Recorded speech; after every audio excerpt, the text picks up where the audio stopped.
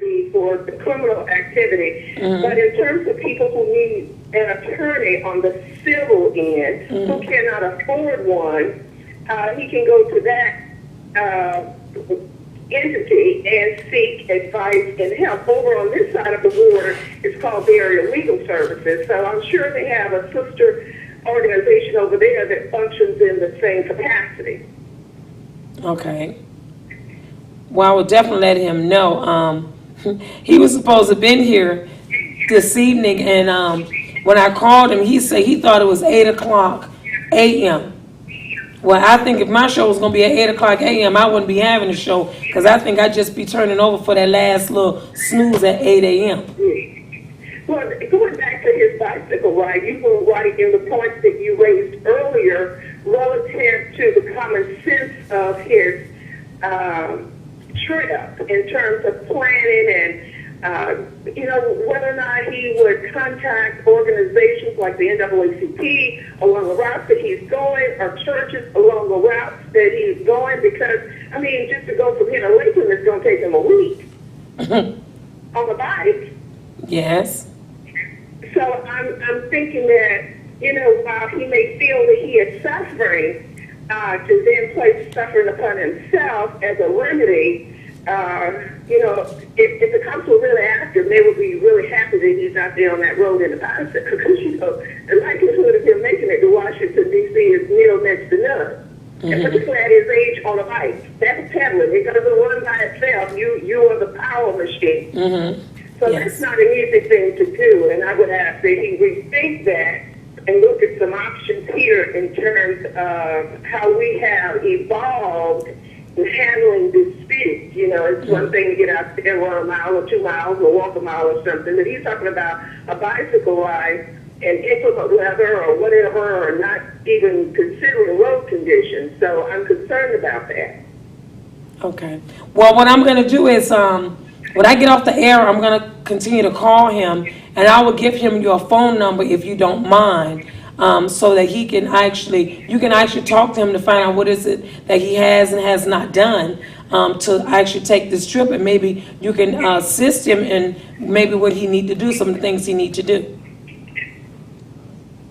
Well, and another thing I'd like to add, Joe, is that sometimes when you get into these positions, you think that you're there by yourself, that there is nobody concerned, nobody who cares about your particular client, and that is the worst place to be. Always reach out. There are people out there, there's someone who will take you by the hand and help you through a situation. And we got a lot of caring people in the Tampa Bay area. Yes, we do. I just don't understand how some situations have, gotten worse and worse and worse.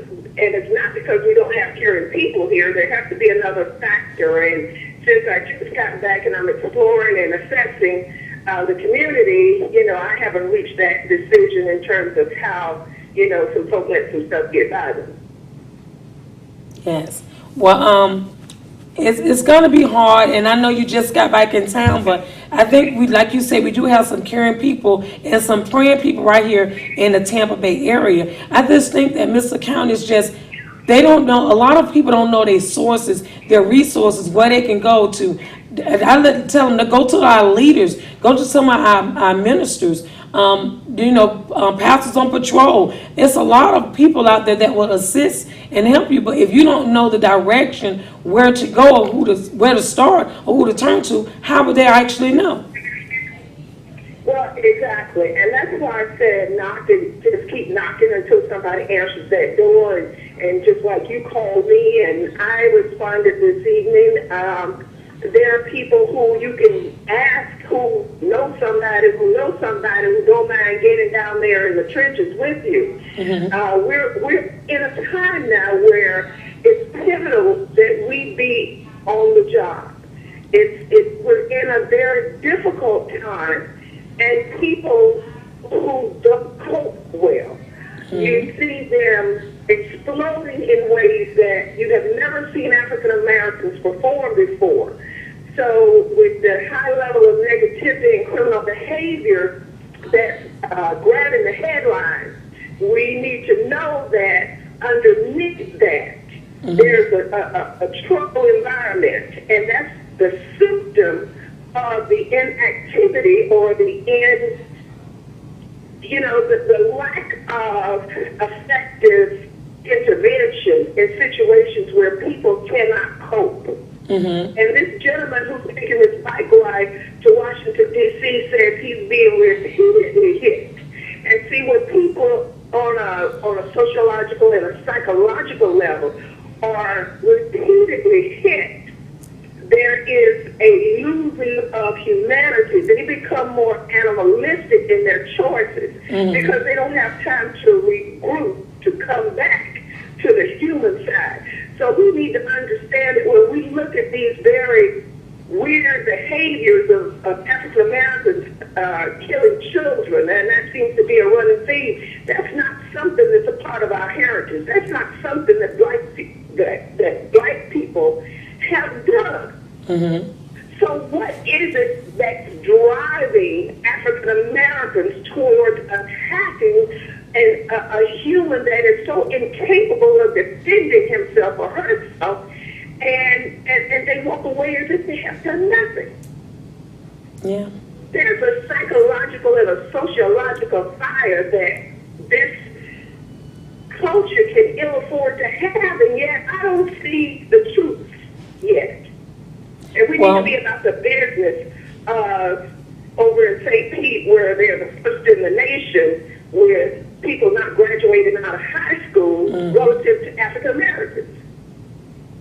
Well, he's doing it for justice. I mean, I felt like it's other means that he can take, but his mind is set. He have his date set for when he's going to leave. And, you threw out something, too, that I'm going to try and throw across him is when he's on his route, does he have a church or somewhere he can stop by on his route? Maybe they can be passing out or handing him water. Maybe, I don't know if it was planned like that or not, but it's some serious questions that needed to be answered that I want to ask him. What is his major plan once he get there? What is he looking for?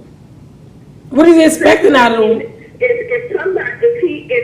then and I'm glad that you're intervening with him, but he's just, to me, an example of how African American males are trying to cope with their environment. This man is willing to jump up on a bike and ride to Washington, D.C. What is that saying? What's the message behind the action if he's a rational human being?